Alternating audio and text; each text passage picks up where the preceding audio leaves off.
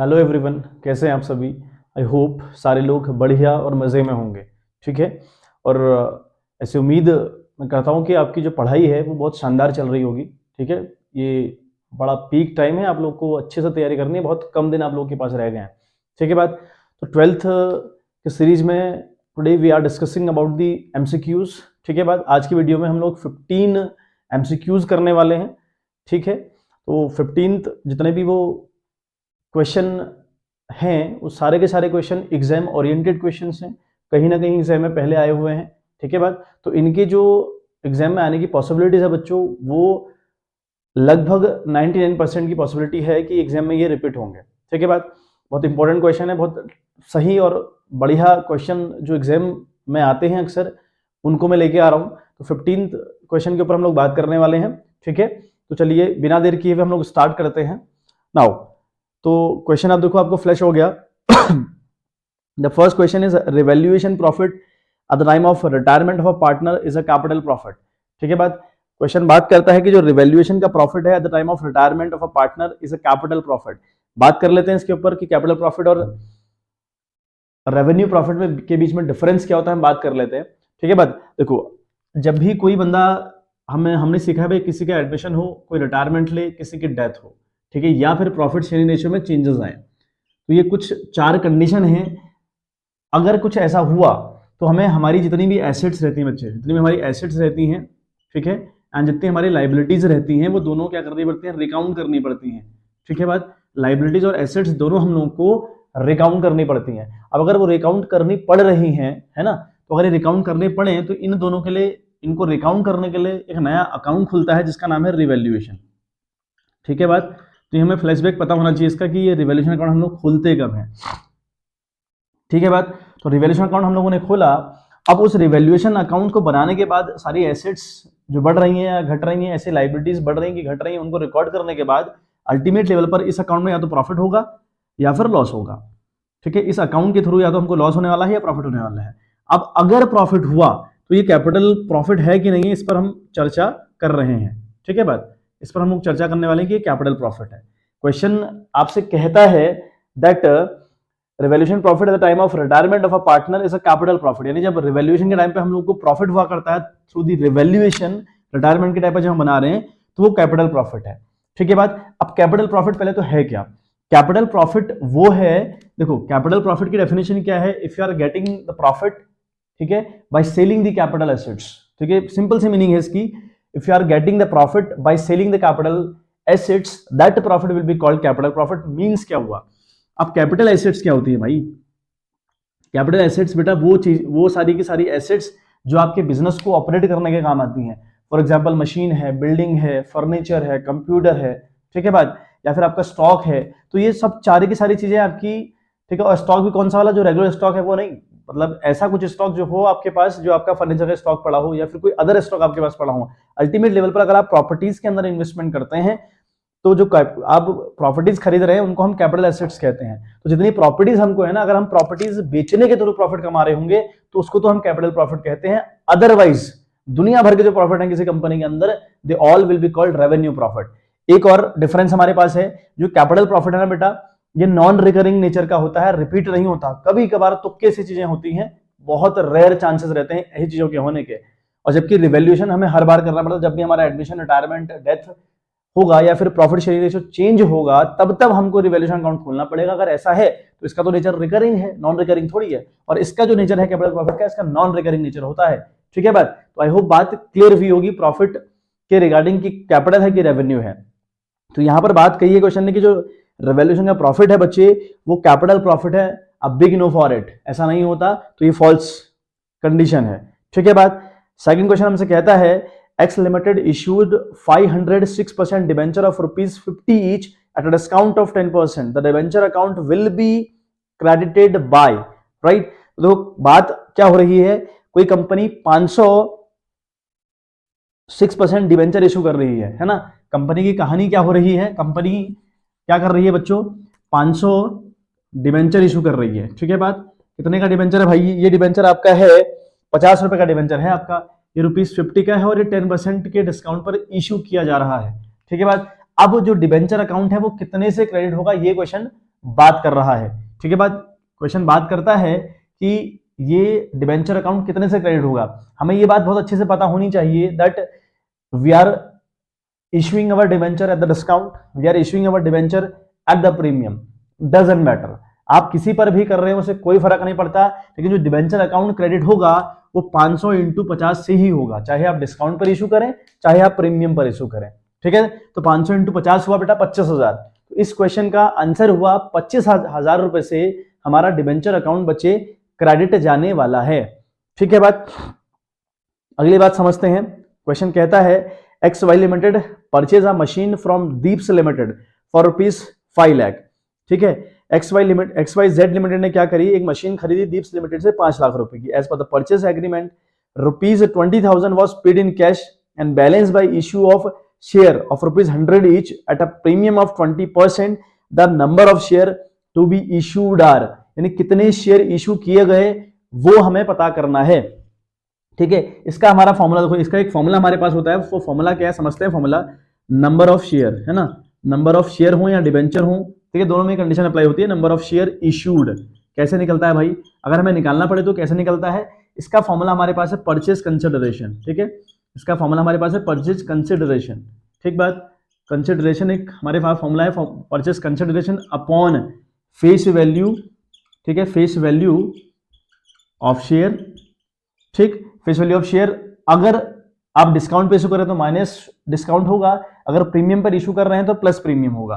तो यहाँ plus premium वाली कहानी है, यहाँ प्रीमियम पर आप इसको इशू करने जा रहे हैं। ठीक है, आप परचेज कंसिडरेशन का क्या मतलब है भाई, तो परचेज कंसिडरेशन का मतलब हुआ जो अमाउंट आपने सामने वाले का देना है ना। मान लिया मैंने किसी से 4 लाख का सामान खरीदा उधार में, और वो 4 लाख जो मेरी लाइबिलिटी है ना, वो 4 लाख रुपए कहलाएगा purchase consideration.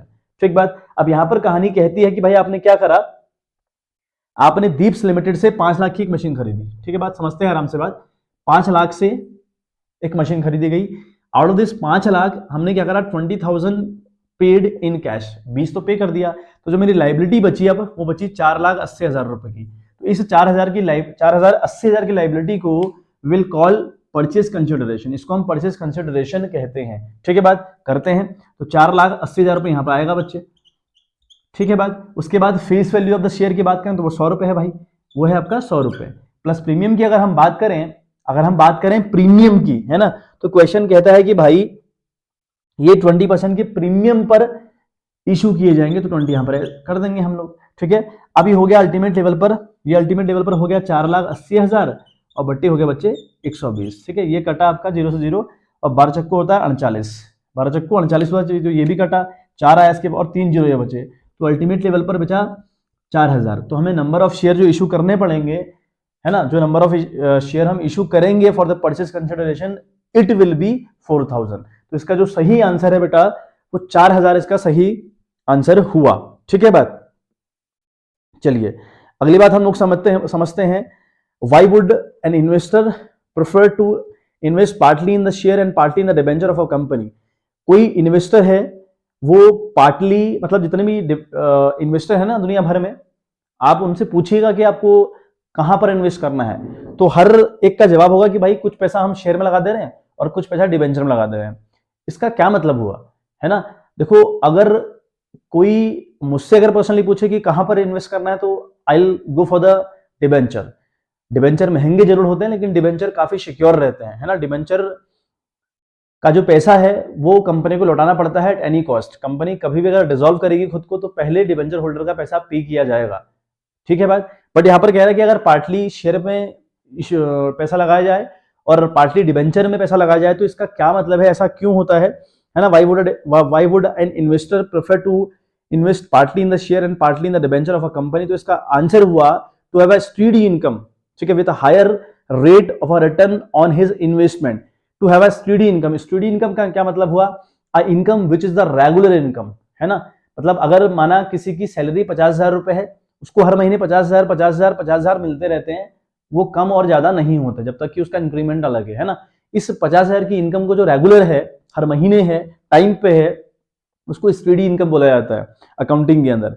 To have a steady income with a higher rate of a return on his investment का मतलब क्या हुआ, उसे एक स्टेडी इनकम रहेगी। मतलब अगर डिवेंचर से पैसा नहीं आएगा तो शेयर से आएगा, अगर शेयर से किसी महीने नहीं आ रहा है, किसी साल नहीं आ रहा तो डिबेंचर से आएगा। तो मतलब अल्टीमेट लेवल पर उसकी इनकम रेगुलर बनी रहेगी।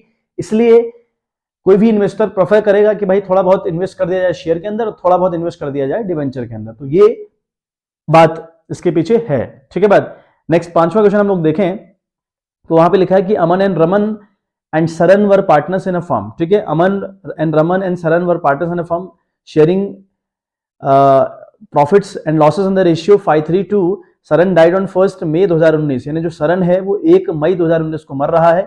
The accountant give a credit to Saran for profit for the month of April through the profit and loss appropriation account, ठीक है। कोई partner in between the year, मतलब साल के बीच में रिटायरमेंट ले ले या फिर साल के बीच में उसकी डेथ हो जाए, ठीक है बात। तो जो अगले साल प्रॉफिट आने वाला होता है उस प्रॉफिट में उसको हिस्सा दिया जाता है, ठीक है। लेकिन जो आने वाला प्रॉफिट है दैट प्रॉफिट इज सस्पेंसिबल प्रॉफिट, यानी वो श्योर नहीं है। अगर वो श्योर नहीं है तो उस प्रॉफिट को आप profit and loss appropriation account से नहीं दे सकते। उस प्रॉफिट को आप लोग देने का काम करेंगे through the profit and loss suspense account, ठीक है बात। तो यहां पर give reason in support your answer लिखा है, तो हम आंसर, हमारा जो आंसर है हम दे रहे हैं कि the accountant is wrong in doing so.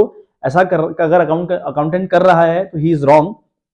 Since, क्यों ऐसा? Since the share in profit is being given during the year, यानी ये साल के बीच में प्रॉफिट दिया जा रहा है, and not at the end of the year, ये साल के अंतिम छोर पर नहीं है, प्रॉफिट बीच में दिया जा रहा है। अगर ऐसा है it should be given through the profit and loss suspense account, तो इसे हम profit and loss suspense account के थ्रू दिया करते हैं, ठीक है बात।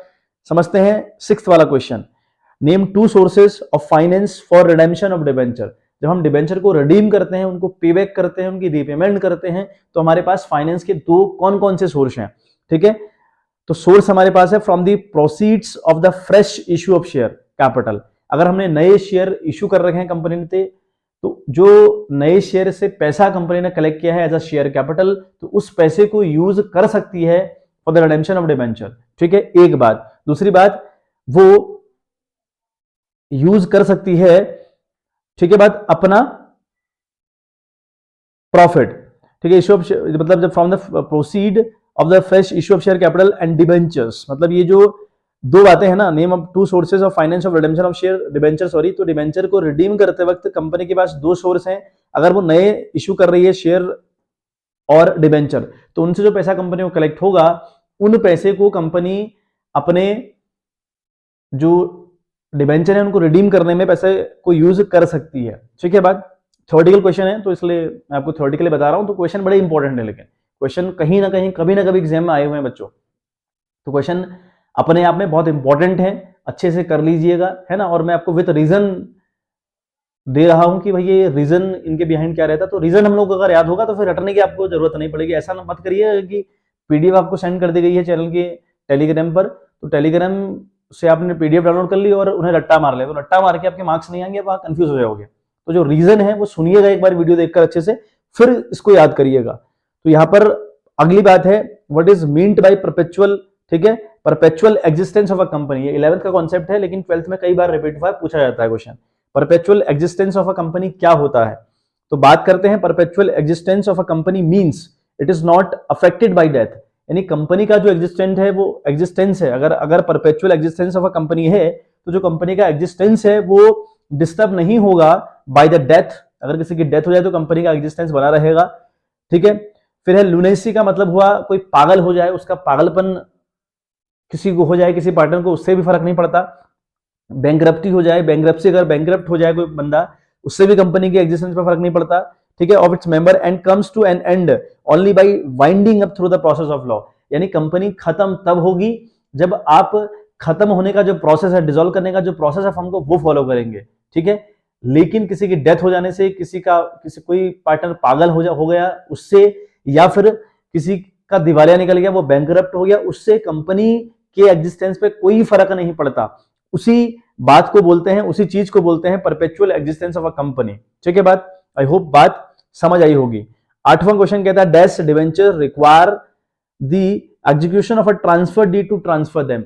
डिबेंचर हमने पढ़े थे भाई, अलग अलग टाइप के, थ्योरेटिकल पार्ट में आप लोगों ने पढ़ा होगा, डिबेंचर अलग अलग टाइप के होते हैं, उनमें से एक टाइप है रजिस्टर्ड डिबेंचर। तो रजिस्टर्ड डिबेंचर बहुत इजीली ट्रांसफरेबल नहीं होते, इनको ट्रांसफर नहीं कर सकते आप, बहुत इजीली इनको ट्रांसफर नहीं कर सकते, जब तक कि रजिस्टर्ड डिबेंचर के लिए कोई डीड ना बनी हो, कोई प्री प्लान्ड बात ना लिखी गई हो, कोई एग्रीमेंट ना किया गया हो, तब तक इनको हम ट्रांसफर नहीं कर सकते। तो रजिस्टर्ड डिबेंचर वो डिबेंचर हैं जिनको रिक्वायर रहता है एग्जीक्यूशन ऑफ ट्रांसफर डीड, मतलब एग्जीक्यूशन ऑफ ट्रांसफर डीड है मतलब एक लिखित बात है। जैसे ये डिबेंचर रजिस्टर्ड किए जाते हैं, इनके नीचे एक बात छापी जाती है, लिखी जाती है कि भाई ये ट्रांसफर किए जाएंगे कि नहीं किए जाएंगे, एक डीड बनी रहती है ना। उस डीड के बिहाफ पर ये ट्रांसफरेबल होंगे, अगर वो डीड नहीं बनी होंगी तो ये ट्रांसफर नहीं किए जा सकते। ठीक है, तो इसलिए इसका आंसर रजिस्टर्ड डिबेंचर हुआ। नाउ अगली बात है complete the following statement. Complete the following statement. In revaluation account an increase in the value of dash and decrease in the value of dash is debited. ठीक है, देखिए समझे से क्या मतलब होता है, ये क्या बात हमसे क्वेश्चन पूछना चाह रहा है, हम एक बार बात समझने का प्रयास करते हैं। ठीक है बात, तो क्वेश्चन हमसे देखो क्या कहता है कि भाई in revaluation account an increase of in the value of assets. ठीक है बात, देखो अगर हमारी, देखो जब भी हम चीजों को रिवैल्यूएट करते हैं ना, हम रिवैल्यूएशन बनाते हैं ना, तो रिवैल्यूएशन देखो हम समझें आराम से, रिवैल्यूएशन का क्या मतलब है। रिवैल्यूएशन अकाउंट हम जब बनाते हैं at the time of admission, retirement, या जब भी हमारे किसी पार्टनर की डेथ होगी तो हमें रिवैल्यूएशन अकाउंट बनाना पड़ता है। क्यों? हम इस रिवैल्यूएशन के थ्रू अपनी जो एसेट्स हैं बच्चे, अपनी जो एसेट्स हैं और जो लाइबिलिटीज हैं उनको रिकाउंट करने का काम करते हैं।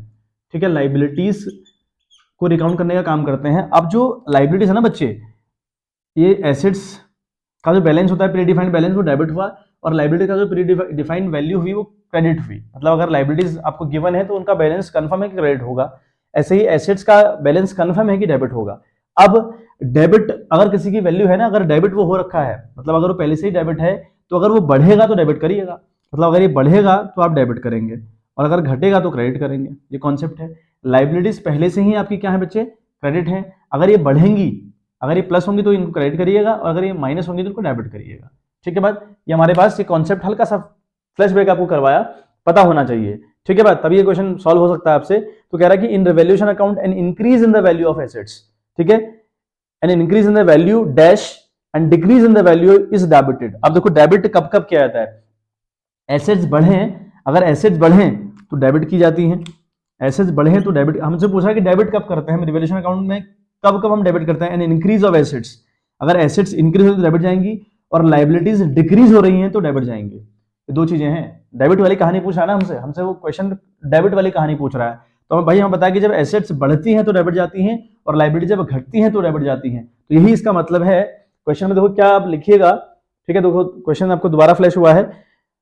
इन revaluation account an increase in the value of and decrease in the value of dash is debited. तो मैं बताया भाई in the value of in revaluation account an increase in the value of liabilities. ठीक है, अगर in the value of assets की अगर value बढ़ेगी, मैं तो ये थोड़ा सा आंसर उल्टा लिख दिया है। ठीक है, in revaluation account an increase in the value of assets and decrease in the value of liabilities, ठीक है, विल बी डेबिटेड, ये डेबिट करी जाती है। तो ये मैंने आंसर लाइबिलिटीज और एसेट्स लिखा है बाय मिस्टेक, ये राइटिंग मिस्टेक हो गई है, तो एसेट्स और लाइबिलिटीज है। ठीक है, इसका आंसर तो एसेट्स पहले फिर लाइबिलिटीज बाद में आएंगी। अच्छा, उसके बाद 10th वाला क्वेश्चन हमसे कह रहा है कि when goodwill not recorded in the books at all on the admission of a partner, यानी कब गुडविल को हम कंपनी की बुक्स में रिकॉर्ड नहीं करते। कुछ ऑप्शन हम लोग को दे रखे हैं। If incoming partner is unable to bring the goodwill in cash, अगर वो गुडविल कैश में लेकर नहीं आता तो बच्चे उस टाइम पे गुडविल को रिकॉर्ड किया जाता है थ्रू हिज करेंट अकाउंट, आने वाले का करेंट अकाउंट खोला जाता है, और उस करेंट अकाउंट के थ्रू हम गुडविल को रिकॉर्ड करने का काम तो करते हैं। तो पहली बात तो गलत है, तो ये तो नहीं होता। सेकंड रीजन दिया है, if incoming partner page it privately, अगर आने वाला बंदा गुडविल की पेमेंट प्राइवेटली करे, है ना, प्राइवेट बेस पर पेमेंट करने का काम करे, तो उस टाइम पर गुडविल को रिकॉर्ड नहीं किया जाता बच्चे। तो ये बी वाला ऑप्शन इसका सही ऑप्शन है। ठीक है बात, अगली बात करता है the total assets of a firm were ₹5 lakh and outside liabilities were ₹80,000। ठीक है बात, जो आउटसाइड लाइबिलिटी है वो 80,000 रुपए है। Actual profit earn by the firm were ₹60,000, यानी जो एक्चुअल प्रॉफिट है कंपनी का वो 60,000 रुपए है। Calculate the total capitalise value of the business if the normal rate of return is 10%। ठीक है बात, चलिए देखते हैं क्या मतलब है इस क्वेश्चन का। हमें capitalise value of the business निकालनी है। तो अगर हम बात करें capitalise value of the business का फॉर्मूला क्या हुआ है ना, capitalised value of the business कैसे निकलती है वो देखें। Capitalise value of the business, ठीक है, उसका फॉर्मूला हमारे पास बच्चे क्या है, ठीक है, ये गुडविल वाला चैप्टर है, उस चैप्टर से ये capitalise value of the business की वैल्यू हम लोग निकाला करते हैं अंडर द कैपिटलाइजेशन मेथड। तो वहां पर फॉर्मूला हमारे पास था, ठीक है, average profit multiply by 100 upon NRR, ये फॉर्मूला हमारे पास होता है, ठीक है बात। Average profit multiply by 100 upon NRR, ठीक है। NRR का मतलब क्या है, नॉर्मल रेट ऑफ रिटर्न। अब एपी हमारे पास वो दे रहा है कि भाई 60,000 रुपये एपी है आपका, जो एवरेज प्रॉफिट है वो तो 60,000 रुपये है, इनटू हम लोग करेंगे बच्चे 100 और अपॉन NRR का मतलब देखें तो नॉर्मल रेट ऑफ रिटर्न तो दिया है भाई 10 है, 10% है, तो 10 है तो ये जीरो कटा आपका, 4 जीरो यहाँ, एक 5वां जीरो बढ़ गया, तो ये भाई जो capitalise value of the business आएगी वो आएगी आपकी 6 लाख रुपए। तो इसका आंसर 6 लाख हुआ, ठीक है बात। तो इसका जो आंसर सही हुआ वो 6 लाख रुपए हुआ, 6 लाख रुपए capitalise value of the business रहेगी बच्चों, ठीक है बात। मूव करेंगे 12th क्वेश्चन की ओर। तो क्वेश्चन में दिया है 12वें क्वेश्चन में that Anand and Vinay equal partners in a firm decided to dissolve their business on 31 March 2019। तो आनंद और विनय ने डिसाइड किया कि हम अपनी फर्म को डिसॉल्व करेंगे 31 मार्च 2019 को। Their assets and liabilities on this date were, sundry creditor इनके पास है 32,000 रुपए के, विनय लोन दिखा रखा है 10,000 रुपए का, क्रेडिट दिया है। तो क्रेडिट का ये मतलब हुआ कि विनय ने फर्म को लोन दिया हुआ है, ठीक है बात। इसका ये मतलब हुआ कि विनय ने फर्म को लोन दिया हुआ है। सन्ड्री एसेट्स इन लोगों के पास है 1,24,000 रुपए की। Total capital of the partner is, यानी जो total capital of the partner रही होगी ना, जो आनंद और विनय की जो कैपिटल रही होगी वो कितनी रही होगी, ये हमसे पूछ रहा है क्वेश्चन, ठीक है बात, ठीक है। तो हम लोग समझते हैं एक बारी। तो देखो विनय और आनंद चाह रहे हैं कि अपनी फर्म को डिसॉल्व किया जाए। डिसॉल्व करते वक्त जब उन्होंने देखा तो भाई उनकी लाइबिलिटीज हैं, एक दिया में सन्ड्री लाइबिलिटीज उनके पास है, पहले तो सन्ड्री क्रेडिटर उनके पास है ना। सन्ड्री क्रेडिटर की अगर हम बात करें तो हमें दिया है भाई सन्ड्री क्रेडिटर्स है उनके पास, ठीक है बात। तो सन्ड्री क्रेडिटर इनके पास है 32,000 रुपए के बच्चे, 32,000 रुपए की इनके पास सन्ड्री क्रेडिटर्स है। और विनय जो है, विनय ने फर्म को लोन दिया हुआ है, विनय लोन भी है ना, विनय ने लोन दे रखा है फर्म को 10,000 रुपए का। तो अल्टीमेट लेवल पर इनकी जो आउटसाइड लाइबिलिटीज हुई, अल्टीमेट लेवल पर जो इनकी लाइबिलिटी है बेटा वो 42,000 रुपए लाइबिलिटी है। बात करें सन्ड्री एसेट्स कितनी दे रखी है, तो भाई सन्ड्री एसेट्स की कंपनी ने बात करी है 1,24,000 रुपए की, ठीक है बात। ये एसेट्स है सन्ड्री एसेट्स, ठीक है बात। तो ये आपकी है 1,24,000 रुपए की, ये कहानी है पूरी अल्टीमेट फर्म की। और हमें निकालना है भाई total capital of the partners कितनी रही होगी, टोटल कैपिटल यानी विनय की और आनंद की कैपिटल फर्म में होगी कितनी, हमको ये पता करना है, ठीक है बात। अच्छा हम लोग को देखो 11th में कॉन्सेप्ट पता होगा, हमने अकाउंटिंग इक्वेशन पढ़ी थी, वहां पर फॉर्मूला था assets equals to liabilities plus capital, था कि नहीं था, ठीक है। अगर हम इसे घुमाएं ना इस सीरीज को, तो मैं देखो हम क्या करेंगे, एसेट्स में से लाइबिलिटी को माइनस किया तो हमारी कैपिटल निकल आती है, ठीक है बात। अब हमसे ये पूछ रहा है कि भाई कैपिटल कितनी है, तो इसी फॉर्मूले को यूज करना है, बिल्कुल सिंपल सा मामला है। एसेट्स हमारे पास है 1,24,000 रुपए की, 1,24,000 रुपए ये लिखिए। लाइबिलिटीज हमारे पास इन टोटल 42,000 रुपए की है ना। अब ये मतलब इसका ये तो मत लगाइएगा, ये लॉजिक मत लगाइएगा कि भाई ये तो 10,000 रुपए लोन पार्टनर का है तो इसको हम क्यों काउंट कर रहे हैं, ऐसा नहीं है। अल्टीमेट लेवल पर लाइबिलिटी तो है, फर्म के ऊपर लाइबिलिटी तो है ना, पे तो करिएगा आप लोग, या पे नहीं करोगे उसको, पे करना पड़ेगा है ना, बिफोर द कैपिटल। अगर कैपिटल की पेमेंट होने से पहले आपको ये पार्टनर की लोन की पेमेंट करनी पड़ेगी, है ना, ऐसा हमने डिसोल्यूशन में पढ़ा हुआ है। डिसोल्यूशन का कॉन्सेप्ट कहता है कि भाई before the payment of capital you have to pay your loan to the partners, तो उनको पे करना पड़ेगा। तो इसमें मैंने यहाँ इनको टोटल कर दिया। तो 1,24,000 अगर हमारा 42,000 पर जाए तो हमारा कितना बचता है, देखें एक बार, जीरो, यहाँ 4 से 2 गया तो 2 बचा, ठीक है बात, यहाँ 12 से 4 गया तो 8 बचा। यानी जो 82,000 रुपए का पेमेंट है ना, जो 82,000 रुपए का जो अल्टीमेट लेवल पर अमाउंट है, it will be total capital of Vinay और आनंद। तो इन दोनों की कैपिटल बेटा उस कंपनी के अंदर 82,000 रुपए रही होगी, ठीक है बात। आई होप बात समझ आई होगी। नाउ 13 क्वेश्चन फिर हमारा थ्योरेटिकल पार्ट है, लेकिन बहुत इंपॉर्टेंट पार्ट है। एज पर द सेबी की जो गाइडलाइंस हैं उसमें लिखा है साफ साफ, कभी सेबी की गाइडलाइंस पढ़ने को मिले तो बिजनेस स्टडीज के अंदर ये पूरा 12th के अंदर बेसिक कॉन्सेप्ट है, 11th में पूरा डीप बताया हुआ है, तो पढ़िएगा आराम से।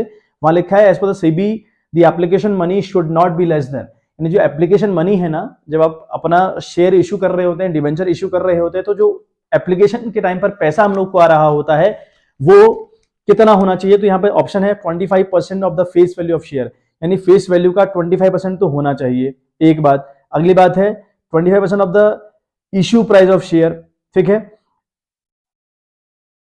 देखिए कहानी में थोड़ा क्या डिफरेंट है, देखो पहली बात में कह रहा है कि 25% of the face value of share, माना फेस वैल्यू की शेयर 100 रुपए है, तो कम से कम 25 रुपए रिसीव करने हैं, ये पहले का मतलब है।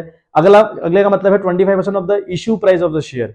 हो सकता है शेयर आपका 100 रुपए का हो, लेकिन आपने 80 में वो इशू किया हो, है ना, या डिबेंचर हो 100 रुपए का, आपने 80 में उसको इशू किया हो, तो वो 80 में जो इशू कर रखा है उसका 25% कम से कम आए, ये एक बात है। 15% of the face value of the share की 15% की वैल्यू कम से कम आनी चाहिए, नन ऑफ दीज, कोई नहीं। तो भाई इसका जो बी वाला ऑप्शन है ना, वो बहुत सही ऑप्शन है।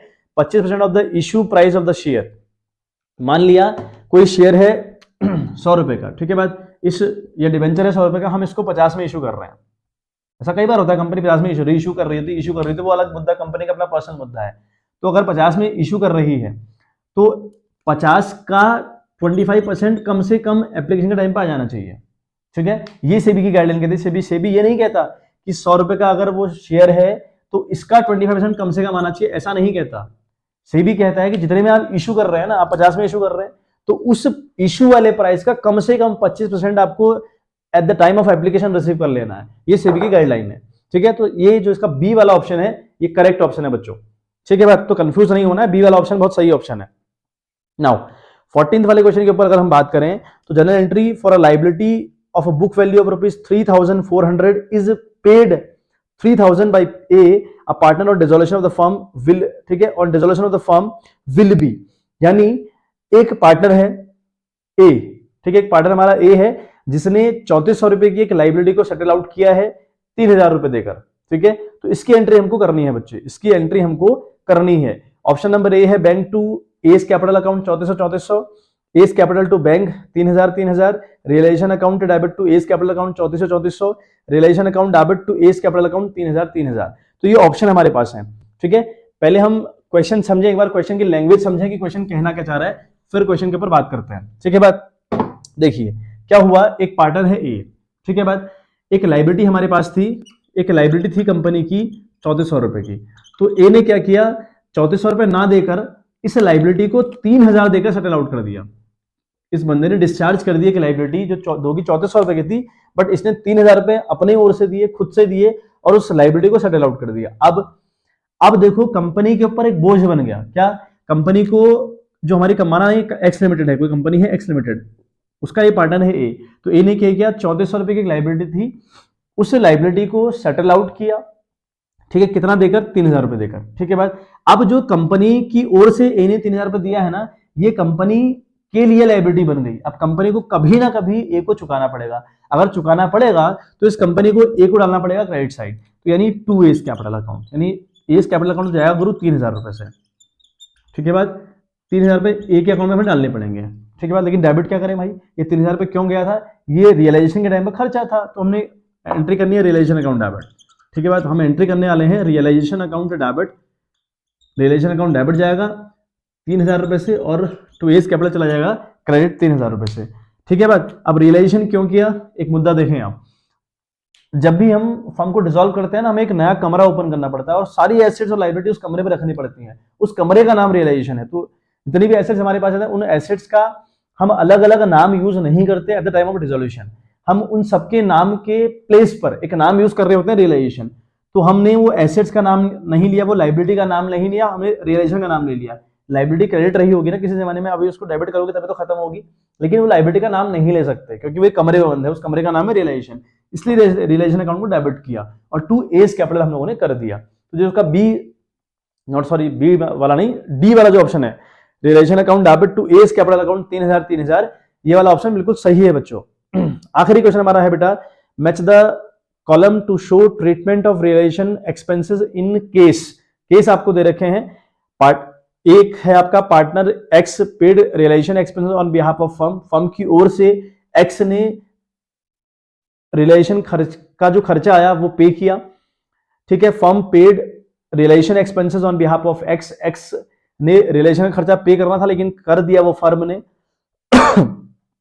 थर्ड ऑप्शन हमारे पास है, partner X paid realisation expenses on behalf of partner Y, यानी partner X paid realisation expenses realization expenses को पे किया गया एक्स के द्वारा on behalf of Y, Y की ओर से देना वाई ने था लेकिन एक्स ने किया। अब इन तीन केसेस की कौन सी सही एंट्री है वहां हमें क्लिक करना है, वहां ये मैच करने हैं, मैच द कॉलम वाला क्वेश्चन है। तो पहली एंट्री जो ट्रांजेक्शन पहला वाला है वो हम समझे हैं, उसमें लिखा है कि partner X paid realisation expenses on behalf of firm, ठीक है। तो वो समझे आराम से, हमें करना कैसे है। देखो क्या है पहला केस, X paid realisation expenses on behalf of firm, तो फर्म के बिहाफ पे एक्स ने वो खर्चा पे किया। अगर एक्स ने खर्चा पे किया है तो कभी ना कभी एक्स को पेमेंट करनी पड़ेगी। अगर ऐसा है तो एक्स का अकाउंट क्रेडिट जाएगा बच्चे, एक्स का अकाउंट क्रेडिट जाएगा और डेबिट क्या करें भाई, रियलाइजेशन अकाउंट, ठीक है। तो पहली वाली जो एंट्री होगी इस वाले पहले वाले केस की एंट्री देखिएगा आप, वो है रियलाइजेशन अकाउंट डेबिट, ठीक है। रियलाइजेशन अकाउंट हमारा डेबिट जाएगा बच्चे, और टू जाएगा एक्सेस कैपिटल अकाउंट, ठीक है बात। तो जहां भी ये ऑप्शन आपको नजर आ रहा है वहां पर आप उसको मिला दीजिएगा, ठीक है। तो पहले वाले का जो ए वाले का जो केस है ना, जो पहले वाला जो केस है, एक्स ने पे किया realisation expenses on behalf of firm, ऐसा है तो ये एक्स की इनकम बन गई। अगर एक्स की इनकम बन गई तो एक्स को क्रेडिट डालेंगे हम लोग और रियलाइजेशन को डेबिट करेंगे बच्चे, ठीक है बात। अगला ऑप्शन हमसे कहता है कि firm paid realisation expenses on behalf of a partner X, ठीक है। फिर वो देखो बात क्या कर दी, अब एक्स के बिहाफ पर फर्म ने पे किया, एक्स के बिहाफ पर फर्म ने रियलाइजेशन का खर्चा पे किया। अगर ऐसा है तो फर्म ने कैश दिया होगा, फर्म के यहां से कैश गया होगा तो टू बैंक जाएगा, एक बात तो टू बैंक जाएगा क्योंकि कैश गया फर्म के पास से। लेकिन दूसरी बात क्या हुई, ये जो खर्चा था वो एक्स ने पे करना था लेकिन फर्म ने पे किया। अगर ऐसा है तो एक्स से ये खर्चा कभी ना कभी रिकवर किया जाएगा, अगर रिकवर किया जाएगा तो एक्स का खर्चा बन गया, और अगर किसी पार्टनर का खर्चा बने तो वो डेबिट जाएगा। तो यहाँ पर इस वाले केस की एंट्री होगी एक्सेस कैपिटल अकाउंट डेबिट, यहाँ पर एंट्री होगी एक्सेस कैपिटल अकाउंट डेबिट बच्चे, और टू बैंक अकाउंट, ठीक है, टू बैंक अकाउंट, ये हमारी एंट्री इस वाले केस की हो जाएगी, ठीक बात। आप जहां जहां ऑप्शन है मैच कर लीजिएगा, मैंने आंसर लिखा भी है उसके नीचे से, बट आपको एक लॉजिक के थ्रू बताने का प्रयास कर रहा हूं, तो वो समझने का प्रयास करिएगा पूरा पूरा। एक है अगला, partner X paid realisation expenses on behalf of Y. क्या हुआ, एक्स और वाई की बात हो रही है, तो यहां पर पे किया एक्स ने पेड किया, ठीक है। और किसके बिहाफ पर, वाई के बिहाफ पर, मतलब करना तो वाई ने था लेकिन हुआ क्या, एक्स ने पे कर दिया। अगर एक्स ने पे कर दिया तो एक्स की तो इनकम बन गई, और वाई के बिहाफ पे किया गया तो वाई को कभी ना कभी देना पड़ेगा, तो वाई का ये बन गया खर्चा, एक्स की बन गई इनकम। तो यहां पर हम करेंगे वाइस कैपिटल अकाउंट डेबिट, है ना। तो वाई का कैपिटल अकाउंट बच्चे डेबिट जाएगा, Y's capital account debit to X's capital account, to X's capital account, ठीक है बात। तो ये हमारी एंट्री होने वाली है। तो ये हमारे पास एंट्री करने का तरीका रहेगा बच्चों। तो मैंने लिखा है पहले वाले का सी वाला सही है, और दूसरे वाले का ए वाला सही है, और तीसरे वाले का बी वाला सही है। और कैसे सही है वो आपको मैंने थ्रू दी एंट्री बता दिया, ठीक है बात। तो आज की वीडियो में बच्चे 15 एमसीक्यूज थे, तो ये हमने सारे कंप्लीट कर लिए, ठीक है बात। आई होप आपको समझ आए होंगे, अच्छे लगे होंगे, है ना।